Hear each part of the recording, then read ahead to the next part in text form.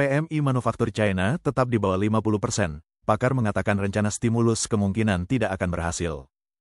Biro Statistik Nasional China merilis indeks manajer pembelian, PMI, manufaktur untuk bulan September pada tanggal 30 September dengan angka 49,8%. Ini menunjukkan adanya kontraksi ekonomi yang berkelanjutan meskipun terdapat langkah-langkah stimulus pemerintah yang menyebabkan kenaikan pasar saham. Ini menandai 5 bulan berturut-turut PMI China berada di bawah ambang batas 50%. PMI adalah indikator tren ekonomi di sektor manufaktur dan jasa, dengan angka di bawah 50 menunjukkan adanya kontraksi ekonomi.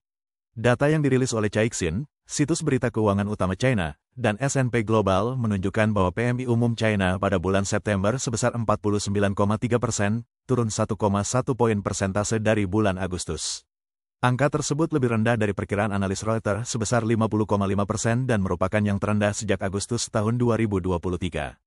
Menurut laporan Caixin, sektor manufaktur China berkontraksi dengan laju tercepat dalam 14 bulan pada bulan September, karena permintaan menurun dan pasar tenaga kerja melemah.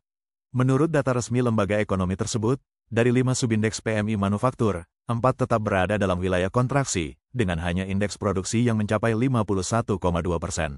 Indeks pesanan baru manufaktur berada di 49,9%, indeks inventaris bahan mentah di 47,7%, indeks ketenaga kerjaan di 48,2%, dan indeks waktu pengiriman pemasok di 49,5%. PMI resmi untuk sektor non-manufaktur China berada di posisi netral 50% pada bulan September, turun 0,3 poin persentase dari bulan Agustus, menandai level terendah sejak September tahun 2023. Indeks pesanan baru berada di 44,2% pada bulan September, menunjukkan penurunan permintaan pasar, sedangkan indeks ketenaga kerjaan berada di 44,7%, mencerminkan penurunan yang berkelanjutan dalam iklim usaha. Pada tanggal 24 September Bank Sentral China meluncurkan rencana stimulus terbesar sejak pandemi COVID-19. Paket tersebut mencakup penurunan suku bunga acuan dan rasio cadangan simpanan sebesar 50 basis poin, yang memberikan sekitar 1 triliun yuan, sekitar 142 miliar dolar, dalam bentuk pinjaman baru. Paket ini juga menurunkan suku bunga pada pinjaman hipotek yang ada dan mengurangi rasio uang muka minimum untuk pembelian rumah kedua. Sebagai tanggapan, 3 indeks saham utama China dengan cepat pulih, dengan indeks komposit bursa saham Shanghai naik dari 2.748,85 poin pada tanggal 23 September menjadi 3.087,43 poin pada tanggal 27 September mencapai titik tertingginya sejak bulan Mei. Namun, data publik menunjukkan bahwa meskipun investor individu memasuki pasar saham dalam skala besar, lebih dari 100 perusahaan terdaftar mengambil kesempatan ini untuk mengurangi kepemilikan mereka. Data PMI yang lemah umumnya membawa ekspektasi negatif bagi perekonomian, tetapi kenaikan pasar saham China baru-baru ini mungkin lebih mencerminkan antisipasi pasar terhadap intervensi pemerintah. Sun Kuo-xiang, Profesor Urusan Internasional dan Bisnis di Universitas Nanhua di Taiwan, mengatakan kepada The Epoch Times pada tanggal 1 Oktober bahwa kenaikan pasar saham menyimpang dari kondisi ekonomi dasar, menunjukkan bahwa pasar digerakkan oleh spekulasi daripada optimisme terhadap pemulihan ekonomi. Sun mengatakan situasi ini mencerminkan ketidakstabilan pasar keuangan China, di mana fluktuasi pasar saham dipengaruhi oleh perubahan kebijakan dibandingkan pertumbuhan ekonomi real.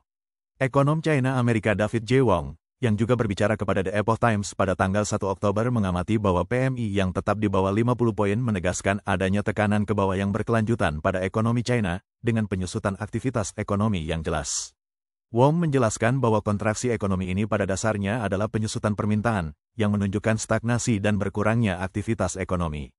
Menurut Wong, alasan utama stagnasi ini adalah dominasi perusahaan milik negara atas perusahaan swasta yang telah kehilangan pangsa pasar selama dekade terakhir. Faktor-faktor lain termasuk penarikan investasi asing, penurunan ekspor ke Eropa dan Amerika Serikat, serta perusahaan China yang menghadapi tarif tinggi, yang dengan cepat mengikis keuntungan. Wong mencatat bahwa adalah hal yang tidak wajar ketika PMI menurun sementara pasar saham melonjak tajam. Hal ini menunjukkan bahwa ekonomi China hanya menunjukkan sedikit perbaikan dalam jangka pendek maupun menengah. Dia berpendapat bahwa tanpa reformasi struktural yang nyata, lonjakan pasar saham tidak mencerminkan pertumbuhan ekonomi yang sesungguhnya.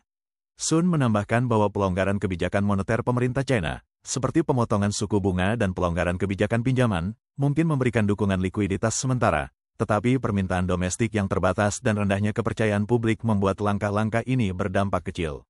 Bagi perusahaan dan individu yang sudah sangat terlilit utang, kebijakan pinjaman yang dilonggarkan mungkin tidak secara efektif merangsang konsumsi atau investasi. Penurunan PMI terkait dengan masalah struktural, kata Wong. Meskipun kebijakan stimulus jangka pendek, termasuk pinjaman bank terbuka, telah diberlakukan, margin keuntungan tetap tipis bagi perusahaan dengan sedikit aktivitas bisnis. Tanpa aktivitas ekonomi yang cukup untuk menyerap dana, sebagian besar dana stimulus mungkin hanya akan tersimpan di bank, dalam istilah ekonomi disebut sebagai jebakan likuiditas. Sun memprediksi bahwa tanpa reformasi struktural yang mendalam, langkah-langkah stimulus ini tidak akan menyelesaikan tantangan ekonomi China dan bahkan dapat meningkatkan risiko di pasar keuangan yang berpotensi memicu krisis ekonomi yang lebih besar.